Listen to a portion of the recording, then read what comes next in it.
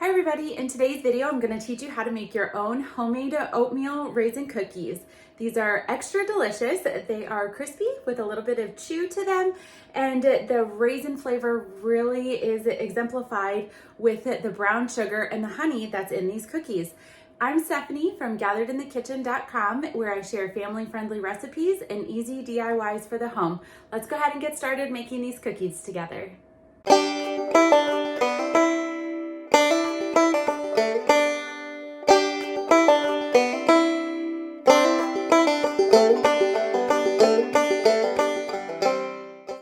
Okay, so let's go ahead and get started. So what you're going to need is a stand mixer. If you don't have a stand mixer, you can totally use an electric handheld mixer with the whisk attachment.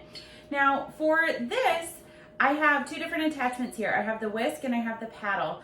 The way that I determine which attachment I'm going to use whenever I'm baking anything is typically by how hard or soft my butter is. I did not let my butter chill. It's actually soften. It's actually very cold. So I've found that when my butter is more firm like that, my paddle attachment works much better than my whisk.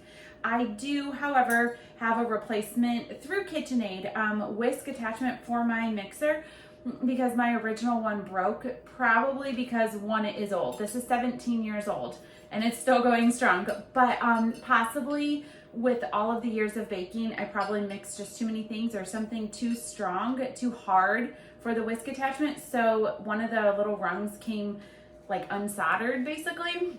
And so this is the new attachment. And so I just try to do harder ingredients with the paddle. So let's go ahead and get started with baking. Okay, so I am going to use my paddle attachment because, like I said, my butter is a little more firm. Going to put that in there, and I'm using the recipe from my blog. So if you go to gatheredinthekitchen.com and just search oatmeal raisin cookie, you will find this exact recipe.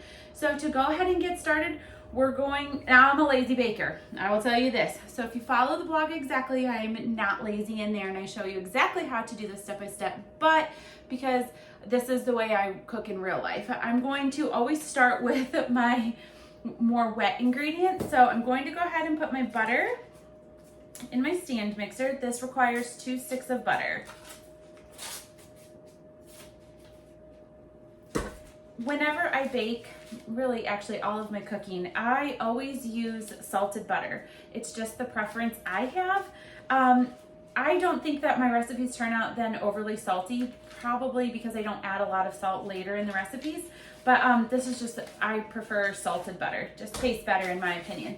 So I've gone ahead and done that. Now I need 2 large eggs. Now whenever I'm baking, I always have a bowl out here. There's actually squash remains in there because I take this out to my chickens. So I always save my shells and I put this out in my compost. Goes actually right into my garden, into the vegetable bed. So I've done that. And now I need 2 tablespoons of honey. And now I was actually really surprised lately. My son was watching a YouTube video of different ingredients that are commonly falsified, like fake ingredients, and honey was one of them. So this is actual pure Wisconsin raw honey, and I need 2 tablespoons. So I'm just gonna do like 1 big drip and 2 big drips. I don't really always measure. Okay, now I think I will need vanilla next. 2 teaspoons of vanilla. Again, I never measure. It's just 1, 2 vanilla. Now I'll go ahead and give this a combine. So put it on a low speed to begin with because you don't want to splash out all those other ingredients.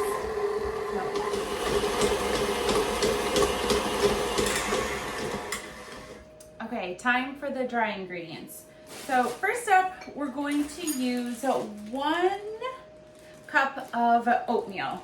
So typically you can use quick oats if you have them, or you can just use regular oatmeal. I am just using regular oatmeal that I actually purchased at an Amish store somewhat near us. So I'm going put these in here. I would not use steel cut oats because those are much more hard and they're very small actually too. They're like granulated almost compared to the regular oats. Now I need my flour. I always use unbleached all-purpose flour. So we need 2 1/4 cups. So I've got 1/2 cup, 1 cup. And now when I scoop out my flour, I use this container that I actually purchased at Bed Bath & Beyond a long time ago. But I just shake it off because I don't want to compact the flour into the measuring cup, and then I just lightly scoop. So you don't want to push down the flour, and you also don't want any large gaps left in your flour where you didn't fill in the measuring scoop. That, and I need 1/4 cup.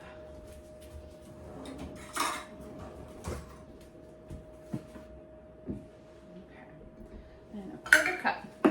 Now I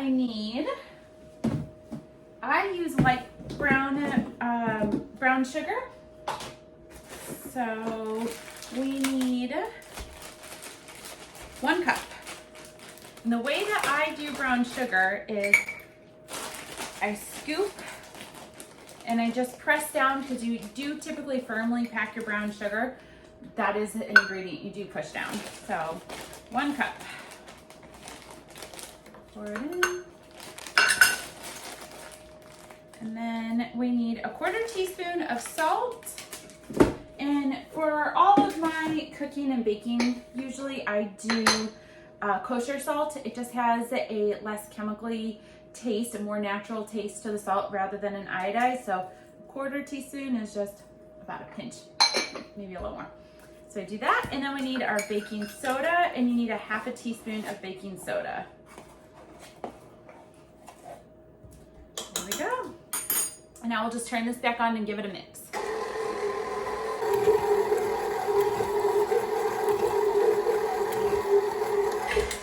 Okay, and then if the ingredients start to stick to the side a lot, you can take your spatula and scrape your bowl. Do that. Give it one more spin.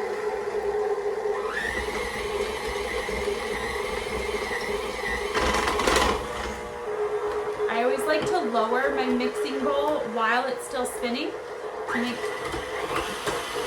try to get the stuff off the paddle. All right, you're gonna take this off. I'm working backwards here. Okay. Now it's time to add the raisins, and you can add raisins and walnuts if you like. I have a combination of the regular brown raisins as well as golden raisins. I don't really necessarily taste a difference in the flavor between the two, but the golden raisins just look really pretty. So I like to use them for certain baking things or dishes. So there we go.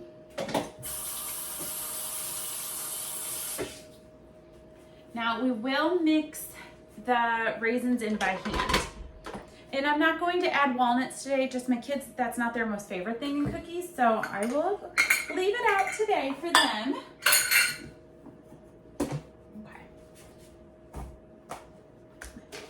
Okay.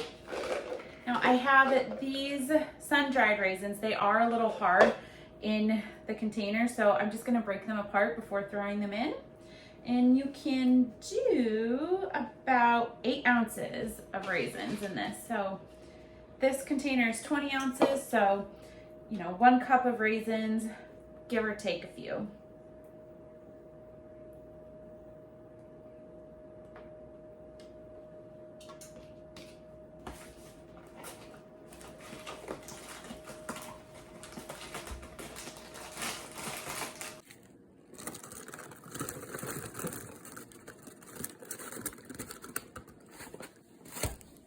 Okay, so once all the raisins are in, give them a stir. I'm using a spatula, but you can definitely use a wooden spoon as well.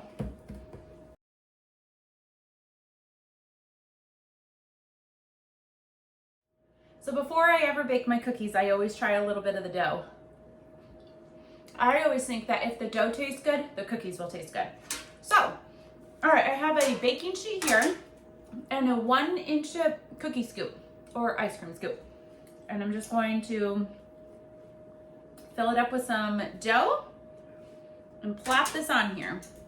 These cookies will flatten, so you don't need to roll them out or smush them. Some recipes you do, depending on whatever you're making, but this one you do not. Just evenly space them. You want to make sure they do have enough space to expand. So I have my oven preheated to 300 degrees, and these are going to bake for about 18 to 20 minutes. These definitely cook at a low temperature for a very long time. Unlike traditional cookies, which you cook at 350 typically, these ones you do cook slow and at a low temperature. It adds to that really wonderful caramelized flavor with the brown sugar and honey.